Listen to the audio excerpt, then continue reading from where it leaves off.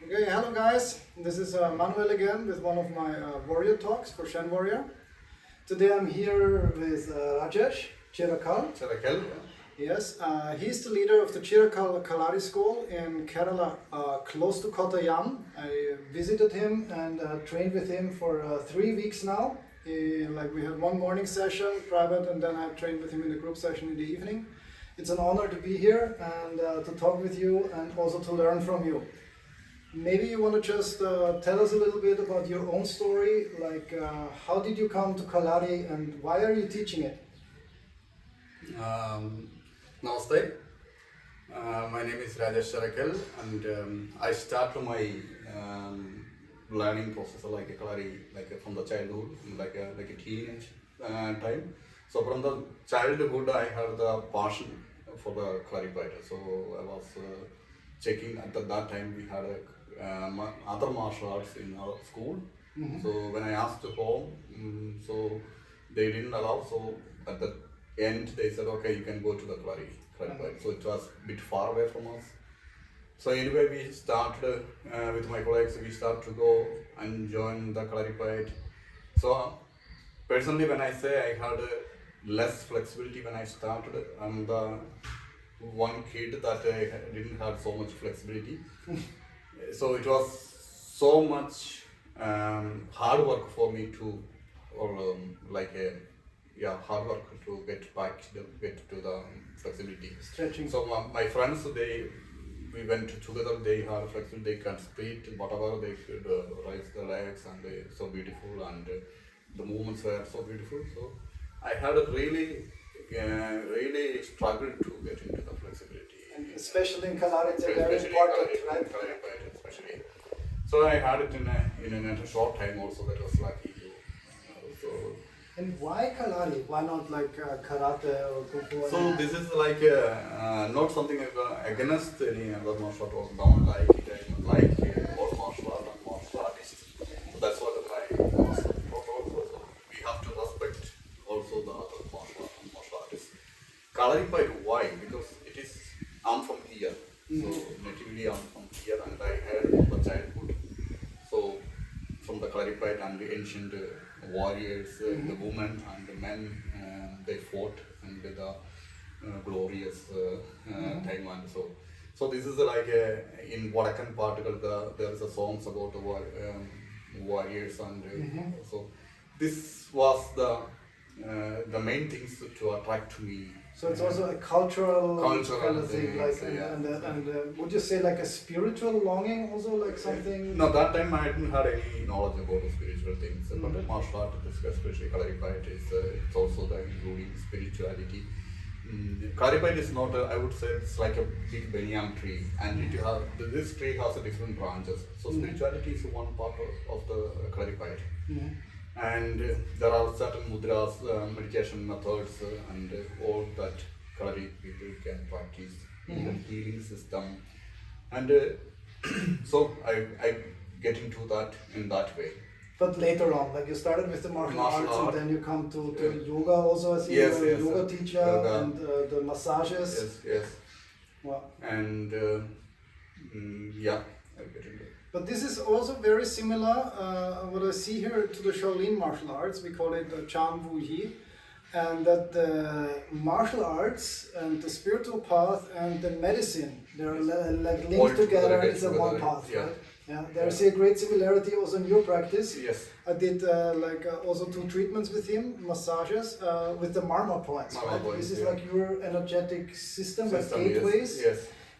And they're used for combat and for healing in the same way. Yes. Marmas are, we have a different marmas. In Kalaripayattu, we say it's a Kulabhyasa marma. In Kalaripayattu, it's a 64. 64. So, and when you do the treatment, so you activate the points. It's not 64, also other marmas you are activating, but with a gentle pressure. Some places you go more pressure and some places gentle pressure. While doing the massage, you give the place and so this is good for healing actually, and that activates the energy flow. Energy flows in our system, and so. And when you use it for combat, you would like disrupt the energy flow. Energy flows, yeah. Strike it. Strike it. So it's like a glass table. When you push, when you keep the weight on the glass table, it won't break it. When you throw it, it will break it. So it's the same thing. So you can, for example, this is one more point. For example, here you can gently you can rotate. You can push here, so it's good for attack, for example. But when you really attack there, you can go to the depth. So it's an internal bleeding and so. So this is it's very interesting. Yeah. So, and you started like with your master, is it a guru? It's a Gurukul. This is Gurukul is more respectful, so in our language. So Gurukul is a plural actually. Guru is a single and Gurukul is plural. So we give more, in our language we say it's much more respected something, so we give in our language. Because he is maybe carrying also the lineage of all those before him. It's like more the principle of the guru than the person. Is it because of that? Or? Yeah, this is there are many masters, and the lineage. We learned the Syrian style, and my master he was a guru, so I have learned from him and then this was also like a Syrian lineage and so. Wow, and you learned first like a traditional Kalaripayattu, like a northern style, right? Yes, northern style like a Arpakai Sampradayam. We say like a Sampradaya style is something like Sampradayam when we translate. In northern part of Kerala there are different Sampradaya styles like Arpakai, Pelladani, Vattanthirappan, so like that. So all come in one northern system. Okay. So normally in the beginning I learned Arpakai Sampradaya with my master. So then I had a taste also to know other things than master know. Learn first the things. So he taught you to master the one art first? Yeah, one art first. Then after that come, okay, then we learned Kalaripayattu. So I had I learned Kalaripayattu from Valapil Karna Gurukul. So my master was inviting him to our Kalari. And so he came and he taught us few students. He taught us the Kalaripayattu, the Pelladani Sampradaya, next style. And so that way I learned the two system. Two systems. Weapons are almost similar. They said I didn't practice the Pelladani Sampradaya weapons, but the forms I learned. And I have also trained Southern style from CSK Kalaris. So then I have learned also from Tamil Nadu, from Silambam. Silambam styles. As I perceived him, he knows really a lot of like many different styles. We learned you taught me three forms of a Tamil style. Yeah, this is the Southern style is actually Tamil style. It comes from Tamil Nadu. We say it's the Adimura Sampradaya. And it's a similar to that. It's we can say that it's a Tamil style also. And this is apart from other Southern style also. I learned the both system. Because for me, it was very interesting to learn your northern style of Kalaripayattu, which was really kind of different to the Kung Fu, I have to admit, from the stances and the upper body movement and how they move the spine and everything. So there is similarities, yes, but it's also really a very different art. But when it came to the Tamil style, I felt it was a much more closer to the combat movements of maybe karate or kung fu, how we see it, like the strikes and the strikes we see exactly like that. Yeah.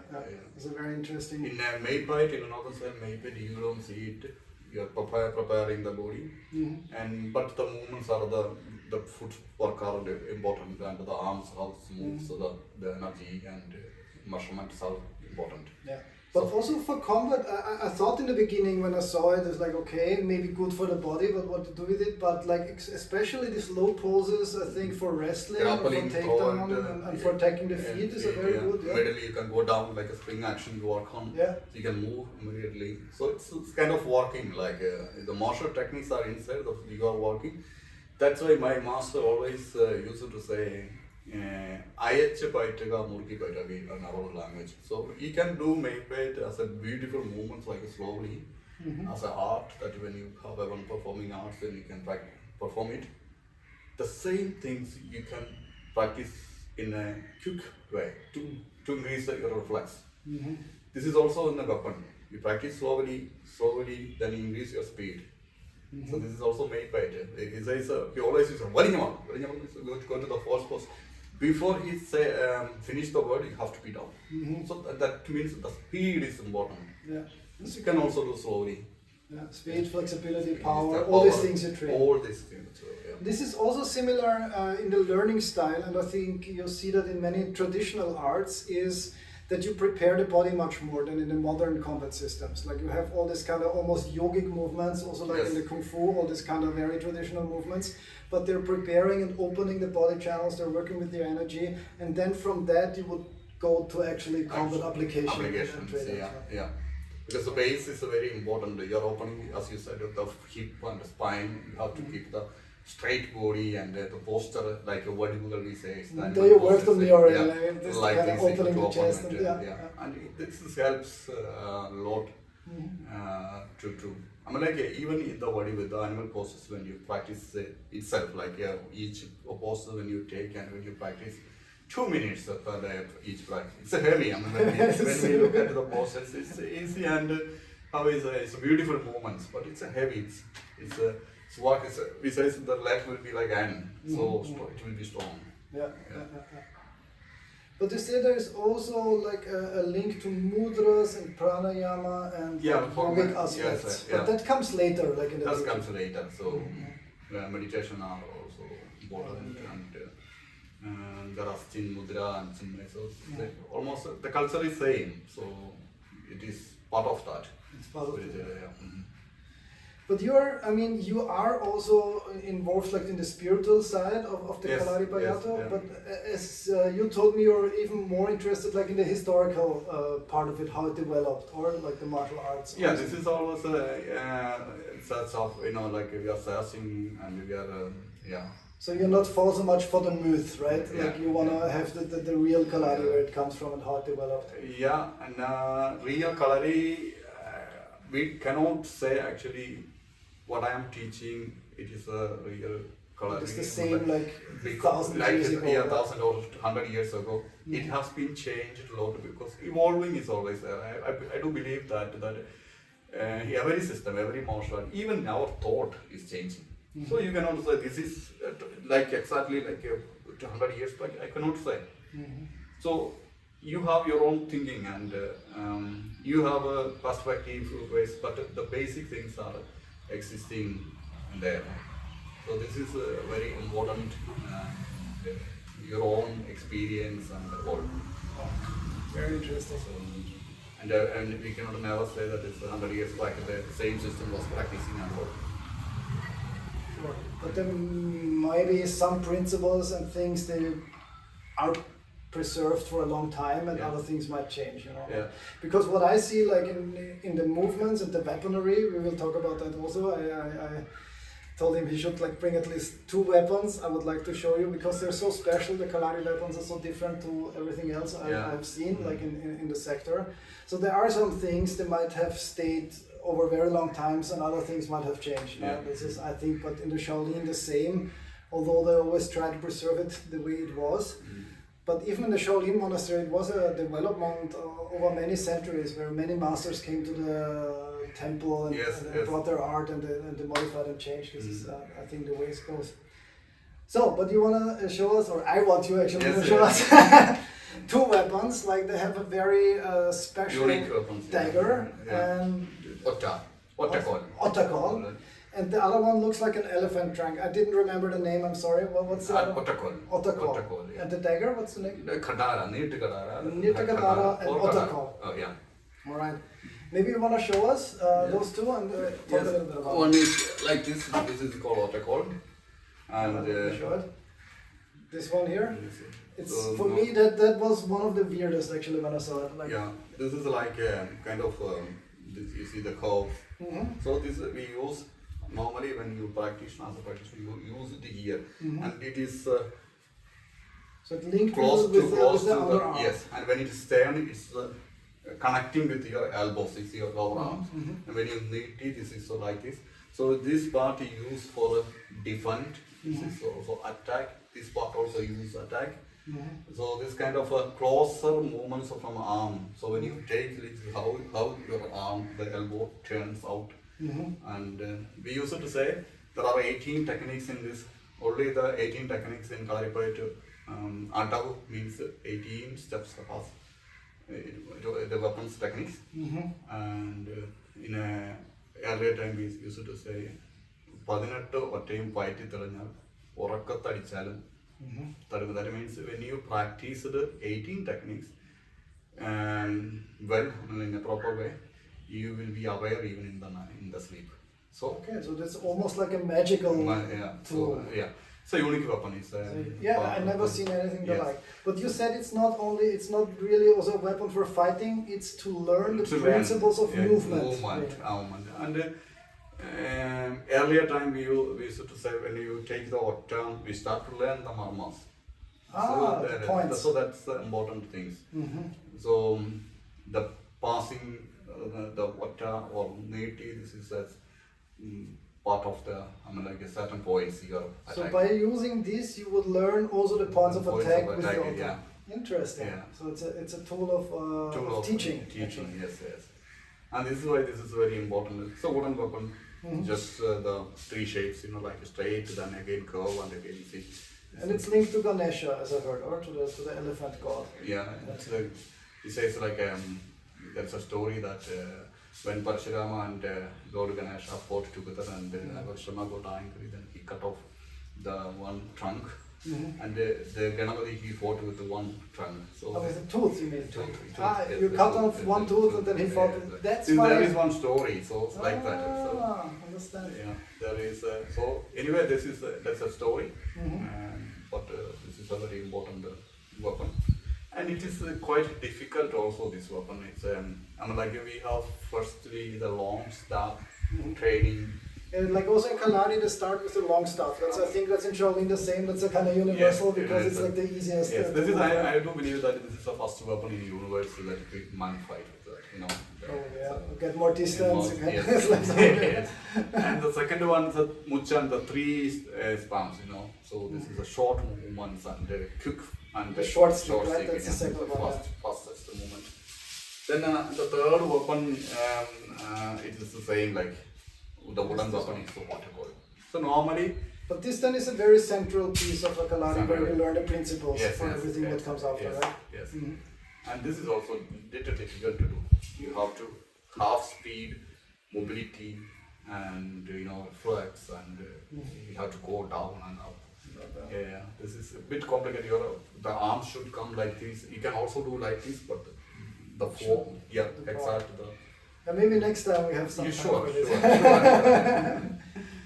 And then my personal favorite weapon, just from the aesthetics, is the dagger. Dagger, So the dagger, this is like in old tradition. You see that and you hold it like that. Yes. I don't know. This is just like. Even in earlier time, people used to carry here. So this is like here they used to carry. And this is also the guard, like the protection. Right? This can be also till here, so this is also cuts and straight attacks, and so all those they do. As we talked, there's a special forms for this, but actually every fist form you could do with it. Everything you learn in fist fighting you could do with this as well. And there's forms where you have just one, and with two also, right? Like where you have two. With the dagger? Dagger we don't do it with both arms. No, both. It's a one arm. So the traditional fighting system is one arm. So the other one would be there to protect. The hand defending. So that's why when you block, so when you take before when someone attacks, you defend it. So the left arm is not dead. But it should be armored, right? It should be and that was really impressive. You can see the old sculptures or something like that all they have pictures with the dagger in old time. Wow. So cool. Thank you very much for the time with you. I learned a lot, and the school is also very open for Westerners. Rajesh has taught in Switzerland, Germany, Italy. You've been traveling a long time there. So it's many time, a long time in Switzerland, and so lived there and practice and has the training school and all. So now we have Kalari here and. He has a really beautiful center. It's close to Kottayam, like not far, half an hour or something. And yeah, he has all the facilities here. It's like I lived in his house. He has more 5 guest rooms or something, so one can stay here, take private classes. He also teaches yoga and gives like really good massages. I had 2 of them. I was really soft the whole day. You saw me right away. So these things work. And it's a beautiful place to study and learn, but probably my time was the worst. Yeah, this you is can the come hot here. Yeah, the hot season, I think this is also first time in Kerala we have so hot. Right. This is the first So time. the best time to come to you is when? It's I think the May after May it's good time. May till these October. 2 months is too hot. I took exactly those 2 months, so it was challenging. But it was very nice. Like I'm very grateful what I've learned. And thank you too. You came here and it was a nice time with you because as I said that I always like the people who practice and sharing things and so it was good. Our all students they were so happy that you are here. Oh, thank you. Thank you so much. And yes. you're always welcome. Yes, probably we'll meet again. I'm really curious to learn also more because now I just learned the foundations, like the Meipei and the long stick and things like that. And as I said, it's a different system, so it's also not for me easy to jump into and do it. But I think for you it was. I was going to say you maybe understood maybe because you could do faster than other people because you have one system inside, and that's easy from this. One learns to learn also. Yes. You said the same. Yeah. First you master the one, and then later the other ones were more easy, right? Yes. And in Kalari we have different steps. First is a made bite. Made bite is the form, so the body exercising that go down and flexibility and jumps and all these things in the made bite it comes. There are 12 made bite. And you have learned the first, second, and sixth. Sixth one, and just the half it was. Now the 3 made bites you have learned. And from 8 made bite using the elbows, and so there you see in this style little more about the combat center. So visually, The second part is a stick Kalari. We already started Kalari. Then after this short stick under this curve of what they call it. And the third stage is Ankatari, it's metal weapons. So like a dagger or sword and shield.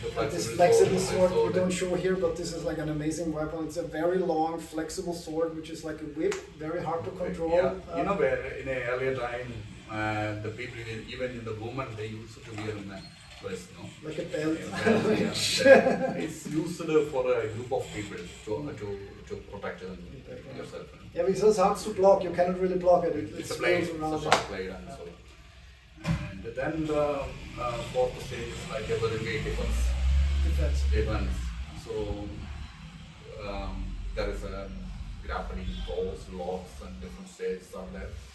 Yeah, this is also I think very unique on Rajesh because I've seen many Kalaripayattu shows. There's also in the Wushu, the focus one show, but you walk the old way, so you teach actually the martial aspect as well, and you know how to fight with this old system. Right? And that was also the reason why I came here. Because I was looking for this. And the next stage is when you learn the freehand techniques and different systems, there is also you are learning kind of points. What I said, for example, the normal points. So the touching and making feel how it is, and so there you are starting but the children's or teenage we don't, but when we see that that the students are calm and respective, then those students give the knowledge. Yeah, but I think this is also the Yeah. old school of teaching is you Teaching. prepare the body, you prepare the mind, and Mind, then you yeah. give the actual martial things, Yeah. to people, because those techniques are also really dangerous. Like Yes. it's not like sports fighting, as you said, Yes, it's yes. different. And then you learn the treatment methods. Mhm. So there you use also the points again. Then how to heal. Mhm. There was how to fight. Here is how to heal. So this all together is like in like a Kalaripayattu. Wow. So in a totality, I mean, like it's a big tree and different branches and yeah. It's a huge system. It's a huge I have just taken a little taste of it. I'm very happy. But you did it really good Thank in you a so short much. time. Yeah. So, Thanks for the talk, Rajesh. thanks. See you soon. See you soon. Thank you. Thank you, people. Thank you, bye. See you, bye.